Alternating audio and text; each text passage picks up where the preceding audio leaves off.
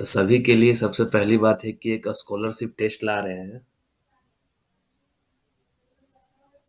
ठीक है, ये स्कॉलरशिप टेस्ट संडे को होने वाली है।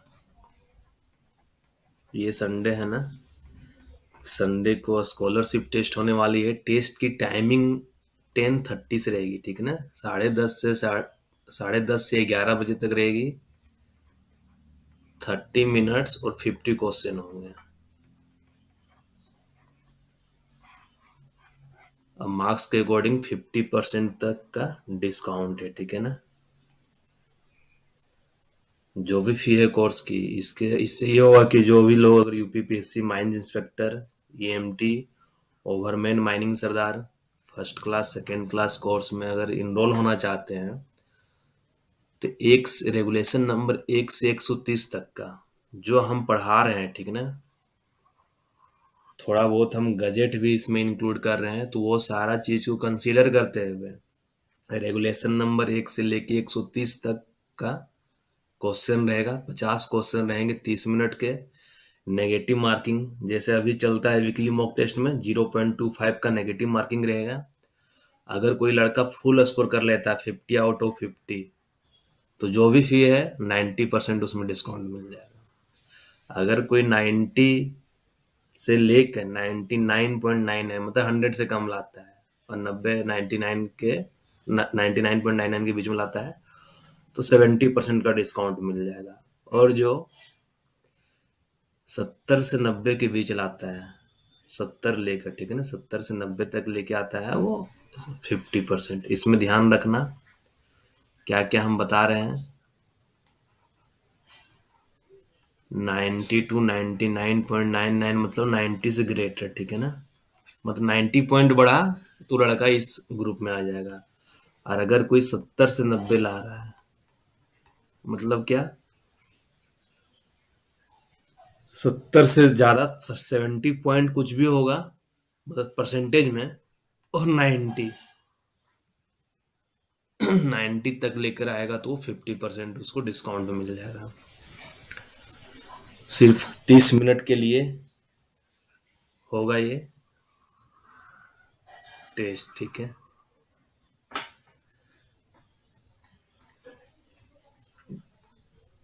छठ पूजा के बाद हो सकता दोबारा रखें, लेकिन अभी तो संडे को जो एक बार अनाउंस हो गया है वो संडे को हम लोग लेने वाले हैं, ठीक है ना। तो ध्यान रखना सभी लोग, और हो सके ज्यादा से ज्यादा माइनिंग प्लस ऐप को शेयर करो कि सभी लोग टेस्ट को अटेम्प्ट कर पाए। अगर अच्छा मार्क्स लाता है तो अपना कम फी में पढ़ाई कर ले, कोई दिक्कत वाली बात नहीं। ठीक है, अब स्टार्ट करते हैं हम लोग। रेगुलेशन नंबर 105 में दिया हुआ है मैनुअल ओपन कास्ट वर्किंग। हम लोग क्या पढ़ रहे हैं, चैप्टर कौन सा पढ़ रहे हैं, चैप्टर हम लोग 10 पढ़ रहे हैं। क्या पढ़ रहे हैं, माइन वर्किंग के अंदर ये सारा चीज पढ़ रहे हैं। जिसमें रेगुलेशन नंबर 104 से स्टार्ट हुआ था एसएमपी से। आज हम लोग मैनुअल ओपन कास्ट वर्किंग पढ़ने जा रहे हैं। मतलब जहाँ पे काम मैनुअली हो रहा है, हम लोग मशीनरी वहां पे यूज नहीं कर रहे।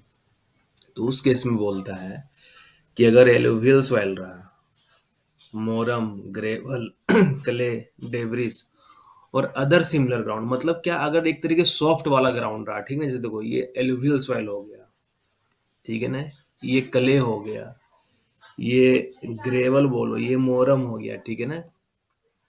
अगर इस प्रकार का ग्राउंड है, अगर वहां पे मैनुअल ओपन कास्ट वर्किंग कर रहे हैं हम लोग, ठीक है ना, तो बोला जा रहा है कि मान लो ओपन कास्ट वर्किंग ही कर रहे हैं, हम लोग हमेशा बेंच बना के करेंगे वर्किंग, है ना।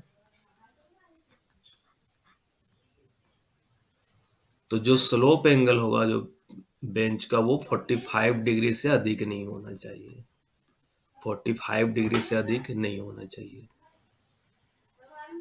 और अगर रीजनल इंस्पेक्टर, अब है कि अगर किसी को मन है 45 डिग्री से ज्यादा, या कुछ कंडीशन वैसा है कि थोड़ा ग्राउंड स्टेबल है, ठीक है, फॉल होने का चांस नहीं है, कोलेप्स होने का चांस नहीं है, तो उस केस में रीजनल इंस्पेक्टर अगर ऑर्डर दे देगा कि ठीक है कुछ अदर एंगल पे, या हो सकता है किसी माइंस के लिए कम एंगल को बोल दे, किसी माइंस के लिए ज्यादा एंगल कर दे, तो वो रीजनल इंस्पेक्टर पर डिपेंड करता है, वो एंगल में थोड़ा बहुत चेंज कर सकता है। ठीक है, पहला पॉइंट ये हो गया।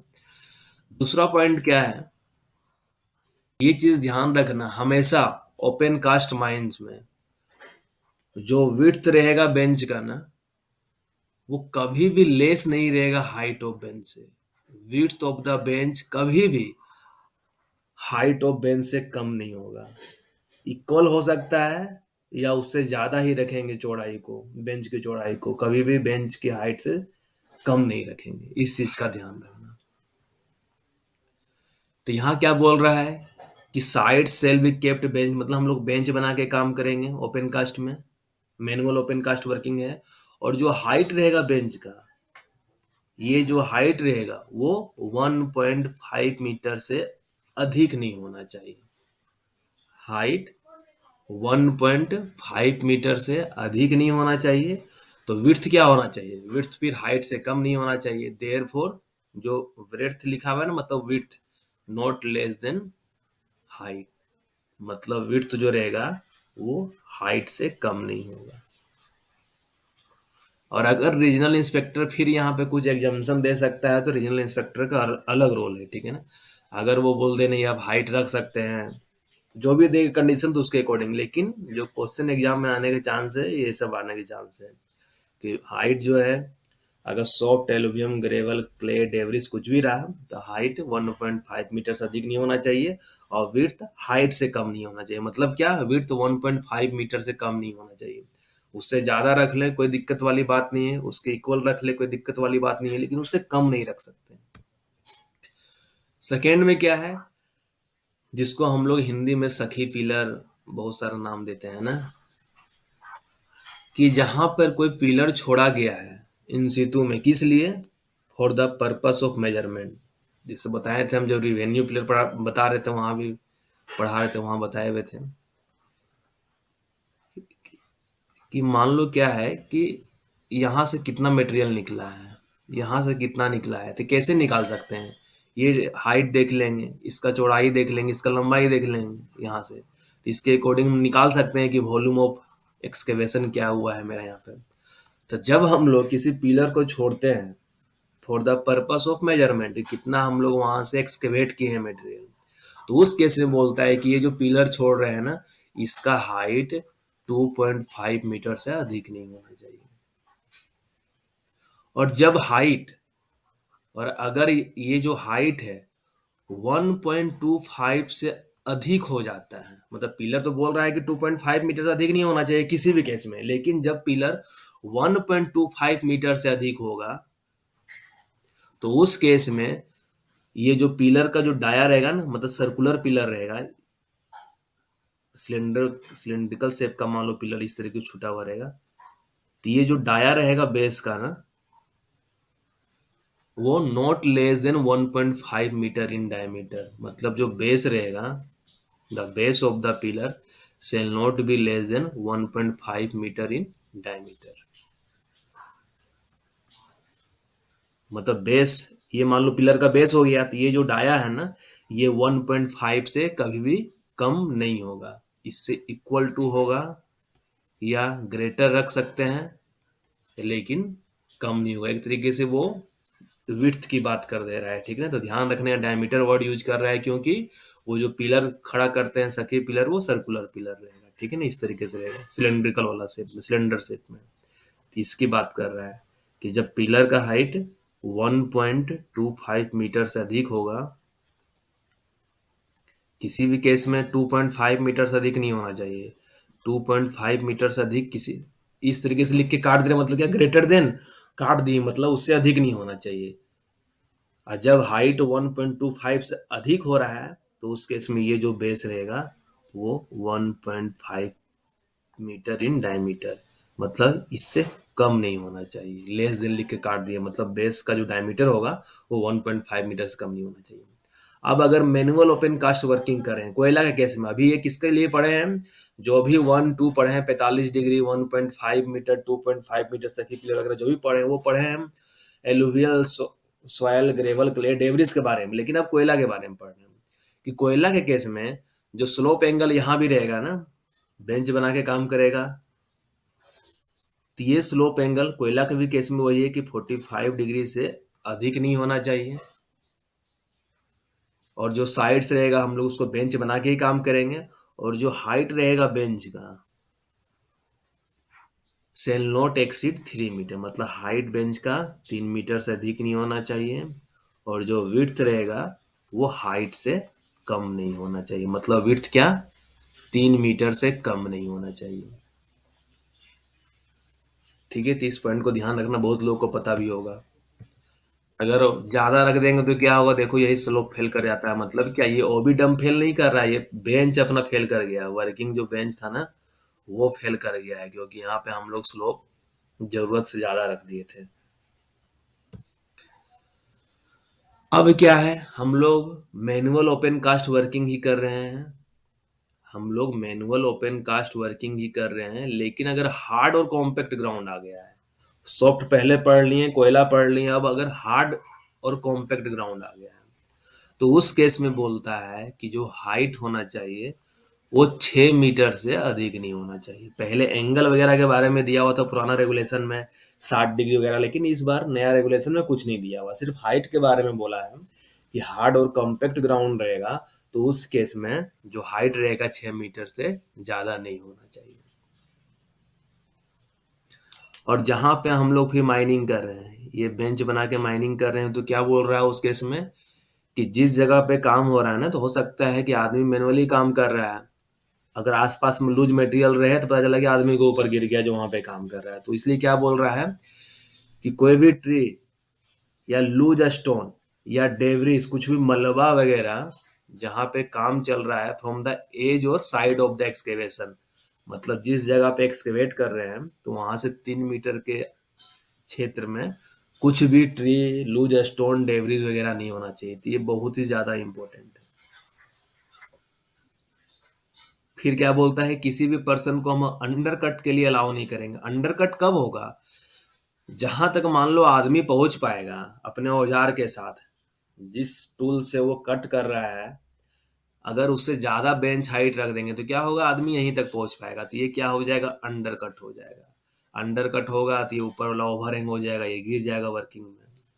तो इसलिए बोला जाता है कि किसी भी पर्सन को हम लोग अंडर कट, किसी भी फेस का, साइड का हम लोग अलाउ नहीं करेंगे, क्योंकि अंडर कट के कारण क्या हो रहा है, ओवरहैंग हो जाता है। ओवरहैंग क्या, हम लोग ये काट के अंदर अंदर घुस गए इतना, तो ये क्या हो गया, पोर्शन ऊपर से लटका हुआ नजर आ रहा है ना, तो ओवरहैंग होता है, ठीक है ना, इसी को ओवरहैंगिंग बोलते हैं। तो ये तुम्हारा था regulation number 105, manual open cast working, जिसमें क्या क्या चीज के बारे में पढ़े हैं, सॉफ्ट सॉइल के बारे में पढ़े हैं, कोयला के बारे में पढ़े हैं, सखी पिलर, हार्ड और कॉम्पैक्ट ग्राउंड, और ट्री लूज, मतलब जहां पे काम हो रहा है उसे 3 मीटर के एरिया में वैसा कुछ होना नहीं चाहिए। तो ये 5 चीज वहां मैकेनाइज, मतलब मैनुअल ओपन कास्ट वर्किंग में पढ़े हैं। अब जब हम लोग मैकेनाइज ओपन कास्ट वर्किंग में आ गए, ठीक है ना, तो मैकेनाइज ओपन कास्ट वर्किंग मान लो सॉफ्ट वाला सॉइल का हो रहा है, मतलब वही alluvial soil, moorum, gravel, clay, debris और अदर सिमिलर ग्राउंड, तो उस केस में क्या बोलता है कि जो हाइट रहेगा ना वो 3 मीटर से अधिक नहीं होना चाहिए। यहाँ पे क्या बोले थे, हाइट, हाइट यहाँ बोले थे क्या कि 1.5 मीटर से अधिक नहीं होना चाहिए, यहाँ पे क्या है, हाइट 3 मीटर से अधिक नहीं होना चाहिए। और जो विड्थ होगा वो shall not be less than 3 times the height of the bench, मतलब जो विड्थ है वो हमेशा greater than equal to 3 times the height of the bench होगा, ये ध्यान देना, 3 गुना रहेगा, क्योंकि मशीन लेते आए हैं, मशीन को चलने के लिए, वर्किंग करने के लिए ज्यादा स्पेस चाहिए, तो विड्थ रहेगा हमेशा greater than equal to 3 times the height of the bench, ठीक है ना, मतलब width less than 3 times bench height नहीं रखना, हमेशा ग्रेटर देन या इक्वल टू रखना। यहाँ क्या था कि विड्थ तो जो रहेगा किसी भी केस में हाइट ऑफ बेंच से कम नहीं होगा, मतलब 1.5 मीटर से कम नहीं होगा मैनुअल केस में, लेकिन यहाँ क्या बोल रहा है, 3 गुना। अगर इसी केस में यहाँ दे देगा कि हम लोग क्या कर रहे हैं, मैकेनाइज ओपन कास्ट वर्किंग कर रहे हैं, ठीक है ना, और बेंच हाइट हम लोग का 2.5 मीटर है, तो हम लोग को विड्थ ऑफ बेंच क्या होगा, बेंच हाइट 2.5 मीटर है तो बेंच का विड्थ क्या होगा? तो 2.5 इंटू 3 मतलब 7.5 मीटर। मतलब क्या? 7.5 मीटर से ज्यादा या इक्वल रख सकते हैं, लेकिन हम लोग इससे कम नहीं रखेंगे किसी भी केस में। तो ऐसा क्वेश्चन आ सकता है, ठीक है, तो ध्यान रखना है। अब क्या है यहाँ पे कि हाइट ऑफ बेंचेज कोयला के केस में, ओवरबर्डन के केस में, ठीक है ना। अगर हम लोग यहाँ पे क्या था, कोयला केस में तो अलग से कर दिया था कि 45 डिग्री ज्यादा स्लोप एंगल नहीं होना चाहिए, और दूसरा क्या था कि हाइट 3 मीटर से अधिक नहीं होना चाहिए, ठीक है, और विड्थ हाइट से कम नहीं होना चाहिए। यहाँ पे क्या बोल रहा है कि कोयला रहे या ओवरबर्डन का बेंच रहे, तो हम लोग मतलब कोयला या ओवरबर्डन रोक रहे कुछ भी रहे, तो हम लोग बेंच हाइट कितना रखेंगे? तो उस केस में जो भी बेंच हाइट रहेगा वो मशीनरी पे डिपेंड करेगा। कि ये जो बेंच हाइट, मान लो ये जो perpendicular distance between crest and toe of bench, toe होता है बेंच हाइट, ठीक है ना। तो ये बेंच हाइट कितना रखेंगे, तो वो जो भी रखेंगे वो maximum digging height of the excavator पे डिपेंड करता है, ठीक है ना। अगर मान लो ये एक्सकेवेटर यहाँ तक पहुंच रहा है तो हम लोग बेंच हाइट इतना रखेंगे। तो मतलब किस पे डिपेंड कर रहा है? Bench height shall not be more than the digging height और reach of the excavation. Excavation machine मतलब जो भी हम लोग मशीन जहां तक वो कट कर पाएगा, जहां तक पहुंच पा रहा है, बकेट उसका जहां तक पहुंच पा रहा है कट करने के लिए, उससे ज्यादा बेंच हाइट नहीं रखेंगे। क्यों? क्योंकि अगर मान लो फिर बेंच हाइट ज्यादा रख देंगे और मशीन यहीं तक पहुंच पाएगा तो क्या होगा, ये तो इतना कट करके निकाल लेगा, तो मेरा क्या बच जाएगा? क्या बच जाएगा? इस तरीके से बच जाएगा, है ना। इस तरीके से बच जाएगा पोर्शन, तो क्या है, ये ओवरहैंग हो गया और इसका गिरने का चांस रहेगा फिर। तो इसलिए बोला जाता है क्या, क्या क्योंकि अगर ज्यादा रख देंगे तो अंडर कट कर लेगा, तो अंडर कट अवॉइड करना है, तो इसलिए बेंच हाइट कभी भी डिगिंग हाइट ऑफ एक्सकेवेटर या reach of the excavation machine से ज्यादा नहीं होना चाहिए। तो विड्थ क्या होगा? तो विड्थ का 3 कंडीशन दिया हुआ है। पहला क्या है कि हम लोग पहले ही स्टार्टिंग पॉइंट में बता दिए थे कि विड्थ कभी भी हाइट ऑफ बेंच से कम नहीं होगा। मतलब विड्थ क्या, हमेशा greater than equal to the height of the bench होगा। सेकेंड, यहाँ पे क्या है कि जो भी वाइडेस्ट मशीन बेंच में प्लाई हो रहा है, वो डंपर हो सकता है, शॉवेल हो सकता है, कुछ भी हो सकता है, जो भी वाइडेस्ट मशीन है बेंच में काम कर रहा है, +2 metre width of the widest machine. सबसे चौड़ा विड्थ की जो भी मशीन काम कर रही है बेंच में, +2 मीटर। अगर डंपर काम कर रहा है, डंपर चल रहा है, ठीक है ना, ये तो टब बन गया लग रहा है, इसको डंपर बनाना है,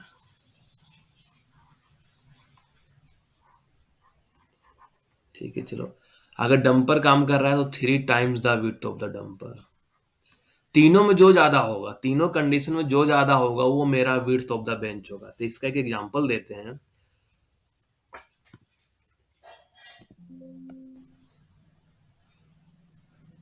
फ्रेश एग्जांपल देते हैं। अगर मान लो maximum digging height of excavator 8 metre है, कि 8 मीटर तक कट कर सकता है, पहुंच सकता है, तो विड्थ ऑफ बेंच क्या होगा? तो तीनों कंडीशन लिखो। फर्स्ट कंडीशन क्या था कि विड्थ ऑफ द, और जो वाइडेस्ट मशीन प्लाई कर रहा है बेंच में, ठीक है, साथ में कंडीशन दिया रखो, वाइडेस्ट मशीन जो प्लाई कर रहा है मशीन बेंच में वो 7 मीटर का है, width of the widest machine.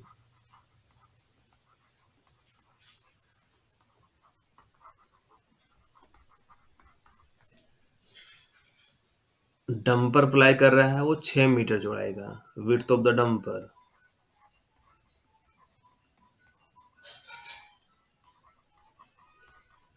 तो तीनों केस लिख लो। फर्स्ट केस में क्या था, width of the widest machine plying on the bench +2 metre, ये 9 मीटर हो गया। सेकेंड केस में क्या था, 3 times the width of the dumper, मतलब 3 × 6 18 मीटर। थर्ड में क्या था, height of the bench 8 metre. तीनों केस में कौन सा ज्यादा है, ये ज्यादा है, मतलब क्या, विड्थ ऑफ द बेंच क्या रहेगा हम लोग का, 18 मीटर का बेंच का चौड़ाई रहेगा। ठीक है। किसी को दिक्कत 105 106 नंबर रेगुलेशन में जो अभी दोनों बताए हैं बहुत ही ज़्यादा इंपॉर्टेंट है।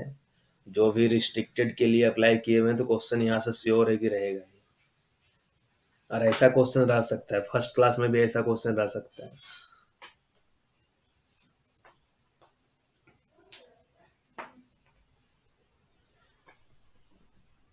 किसी को कोई डाउट आ रहा है? नहीं तो फिर हम आगे बढ़ेंगे।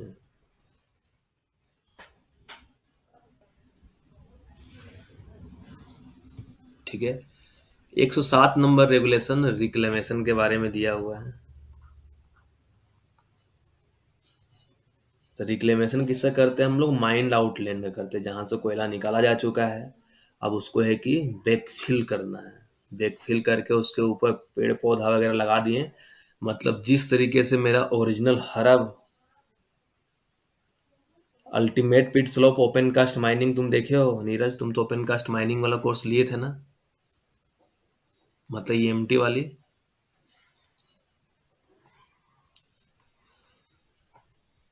अल्टीमेट पिट स्लोप क्या होता है कि टॉप मोस्ट बेंच का जो क्रेस्ट होता है और बॉटम मोस्ट बेंच का जो टो होता है,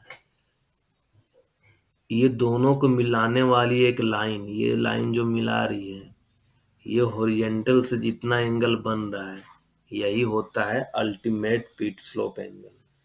ठीक है। अल्टीमेट पिट स्लोप क्या होता है? यही होता है कि टॉप मोस्ट बेंच का क्रेस्ट, ये क्रेस्ट हो गया, ये टो हो गया, ये क्रेस्ट हो गया, ये टो हो गया, ये क्रेस्ट हो गया, ये टो हो गया। तो टॉप मोस्ट बेंच का क्रेस्ट और बॉटम मोस्ट बेंच का टो, सबसे नीचे का जो बेंच है जो उसका टो है, वो दोनों को जो एक लाइन मिला रही है, ये लाइन मान लो मिला रही है और ये लाइन हॉरिजॉन्टल से जितना एंगल बना रही है यही होता है अल्टीमेट पिट स्लोप एंगल।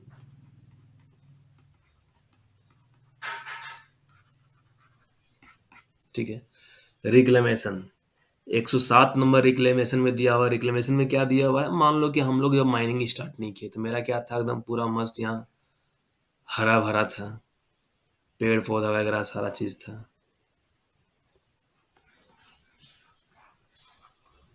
ठीक है ना।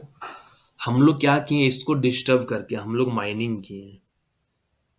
हम लोग इसको डिस्टर्ब करके मतलब पूरा पेड़ पौधा वगैरह कट काट के हटा दिए, टॉप सॉइल को हटाएं, सब सॉइल को हटाएं। तो इस तरीके से फिर हम लोग पूरा गड्ढा ऐसा ऐसा बना दिए। ठीक है ना, माइनिंग करके।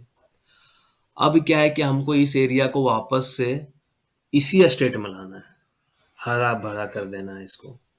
तो हम लोग क्या करेंगे, इसमें जो भी मेरा अनकार्बोनेसियस मटेरियल है, जो भी एक्सकेवेट किए हुए ओबी वगैरह, उससे हम लोग बैकफिल कर देंगे। इसको बैकफिल करके इसको इसके ऊपर पेड़ पौधा लगा के फिर से ओरिजिनल में लाने की कोशिश करेंगे। तो यही रिक्लेमेशन होता है।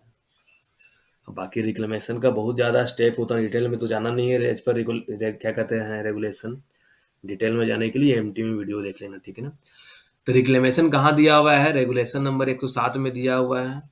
इसमें क्या बोला है कि all excavation made by open cast mining shall be suitably reclaimed by backfilling और बाय एनी अदर मीन्स। हम लोग बैकफिल करके या कोई दूसरा उपाय करके मतलब उसको क्या करना है, रिक्लेम कर देना है।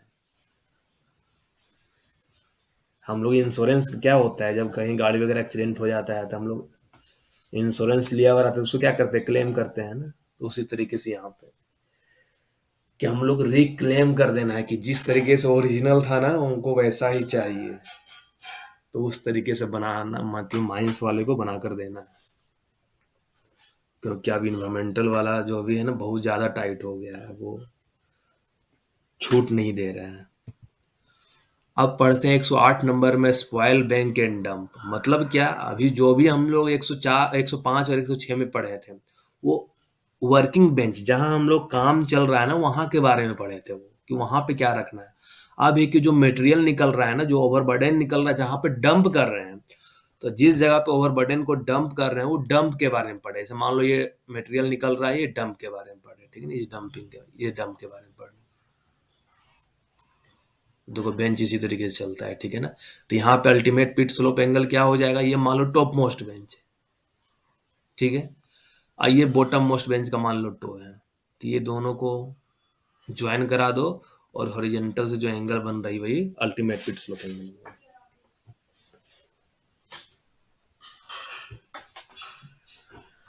सर्कुलर में one way two way haul road तो हम कल बता ही दिए ना यार। कल तो लास्ट क्लास में हम 101 नंबर रेगुलेशन में तो पढ़ा ही है, वन वे टू वे सारा पढ़ना है, ठीक है। ओ बी डंप, तो मतलब हम लोग डंप के बारे में पढ़ रहे हैं। तो क्या देखो, अब डंप क्या है कि देखो इस तरीके से खड़ा हो जा रहा है, ठीक है ना, ये खड़ा हो रहा है, तो मतलब क्या, ये जो नेचुरल एंगल ऑफ रिपोज है डंप का, ओबी डंप का, ये किसी भी हालत में 37.5 डिग्री से अधिक नहीं होना चाहिए, ठीक है ना। तो इसी की बात कर रहा है, जो नेचुरल एंगल ऑफ रिपोज होता है ना, कि मतलब मटेरियल है इस शेप में खड़ा हो जा रहा है, क्यों हो जा रहा है खड़ा, क्योंकि उसके अंदर कोहेसन है, मोलिकुलर फोर्स ऑफ अट्रैक्शन है, जिसके कारण क्या है, आपस में पार्टिकल एक दूसरे को बांध के रख रहा है। तो ये जो एंगल है बोल रहा है, ये 37.5 डिग्री से अधिक नहीं होना चाहिए, ठीक है ना। The slope of a spoil bank shall be determined by the natural angle of repose of the material being deposited. जो मटेरियल हम लोग डिपॉजिट कर रहे हैं उसका नेचुरल एंगल ऑफ रिपोज क्या है, उस पर डिपेंड करता है, लेकिन किसी भी केस में 37.5 डिग्री से अधिक नहीं होना चाहिए। मतलब क्या, तुम कोई भी मटेरियल को अगर इस तरीके से खड़ा कर रहे हो, ठीक है ना, तो ये जो एंगल होता है ना, ये 37.5 डिग्री, मतलब वो भी केस हम बता रहे हैं। हो सकता है तुम मिट्टी का है ना, इस तरीके से ऊंचा ऊंचा ढेर लगा सकते हो, ठीक है ना, इस तरीके से मिट्टी का ऊंचा ऊंचा ढेर लगा सकते हो, क्योंकि मिट्टी में आपस में सारा जो पार्टिकल एक दूसरे से चिपका हुआ रहता है। लेकिन बालू का हो सकता है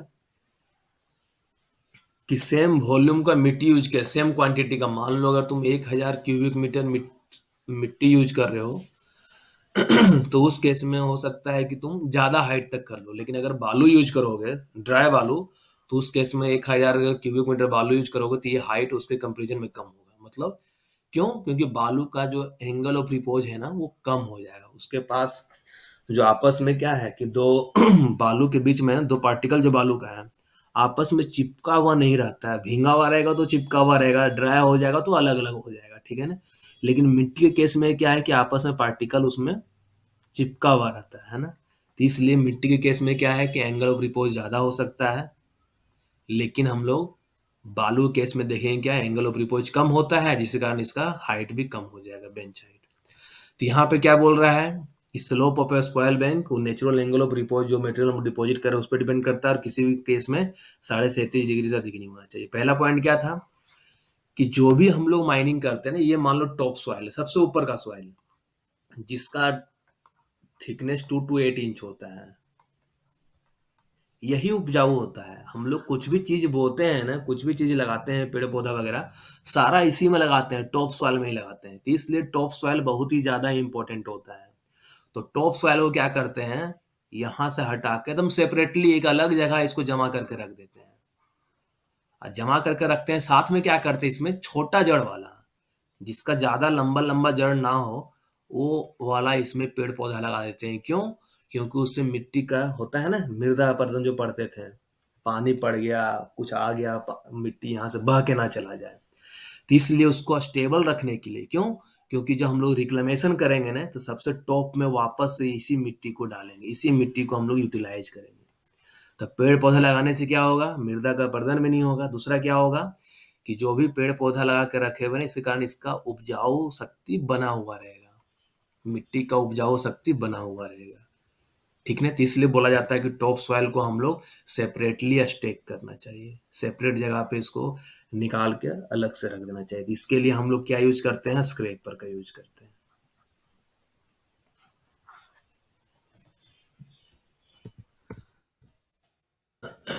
अब क्या है कि अगर कोई माइंस वाले वो साइंटिफिक स्टडी करवाएं अपना डंप का, डंप का है कि अभी साइंटिफिक स्टडी कर दिया है करने के लिए, किसी साइंटिफिक एजेंसी के द्वारा या इंस्टीट्यूशन के द्वारा, जैसे मान लो सिम्पीडीआई हो गया, जिसको एक्सपर्टीज है, मतलब डंप का साइंटिफिक स्टडी कर सकता है। सिम्पीडीआई हो गया, सिम्फर हो गया, आईएसएम हो गया,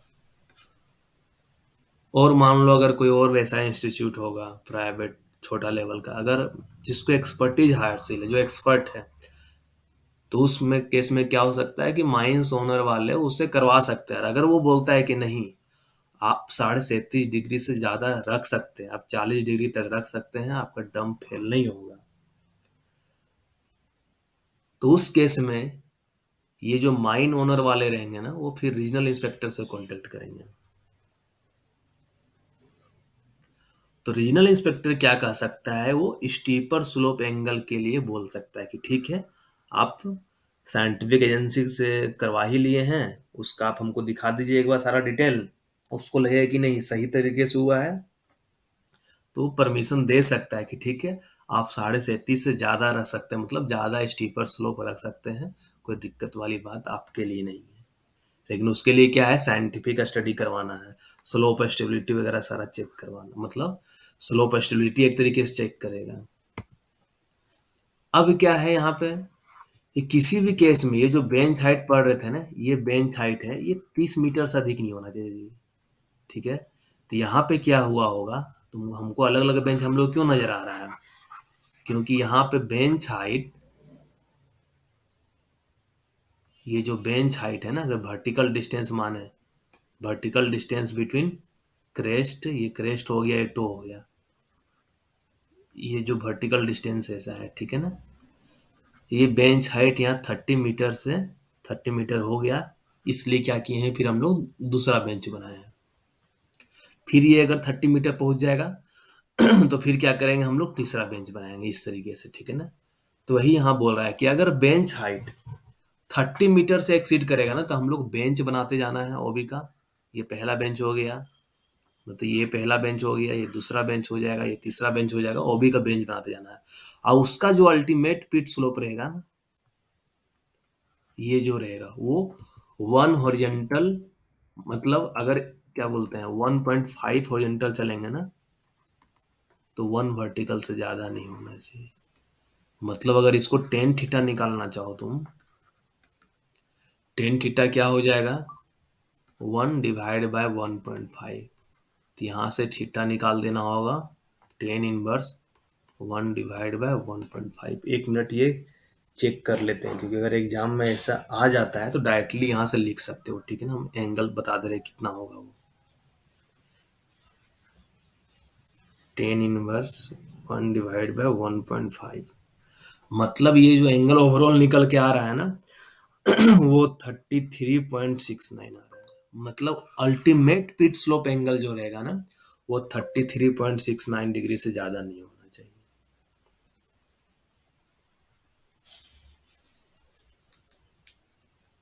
ठीक है, लेकिन तुम लोग 1 वर्टिकल टू 1.5 ओरिएंटल, इस चीज को अच्छे से माइंड में रखना, इससे ज्यादा नहीं होना चाहिए। जैसे देखो इस पिक्चर में, बाकी इस पिक्चर में ये सब चीज पे ध्यान नहीं देना, ये सब चीज पे ध्यान नहीं देना। यही है कि देखो स्लोप एंगल 37.5 डिग्री से अधिक नहीं होना चाहिए, ये बेंच हाइट 30 मीटर से अधिक नहीं होना चाहिए, और जो ओवरऑल स्लोप है वो नॉट मोर देन 1/1.5। ठीक है ना, तो ये अल्टीमेट पिट स्लोप यही है। और क्या बोल रहा है नेक्स्ट यहाँ पे, कि कोई भी बिल्डिंग वगैरह से, माइन ओपनिंग से, ये जो ओबी का जो टो है ना, ये मिनिमम डिस्टेंस 100 मीटर रखना है। ठीक है, मिनिमम डिस्टेंस कितना रखना है, 100 मीटर रखना है। The toe of a spoil bank shall not be extended to any point within 100 metre of a mine opening, railway या अदर पब्लिक वर्क्स या पब्लिक रोड, बिल्डिंग और अदर परमानेंट स्ट्रक्चर जो owner को belong नहीं करता है, तो उससे है कि कम से कम उसको 100 मीटर का डिस्टेंस मेंटेन करके रखना ही है। टो, टो ये नहीं है कि कोई, ये ओबी का बेंच है, ये यही टो है मान लो, बॉटम मोस्ट बेंच का टो है, और इधर कोई रोड क्रॉस कर रहा है, ये डिस्टेंस 95 मीटर हो गया है, नहीं। तो उस केस में हम लोग डंपिंग इधर से ही स्टार्ट करवाएंगे, कि किसी भी केस में जो ये टो से डिस्टेंस है 100 मीटर का हमेशा मेंटेन रहे।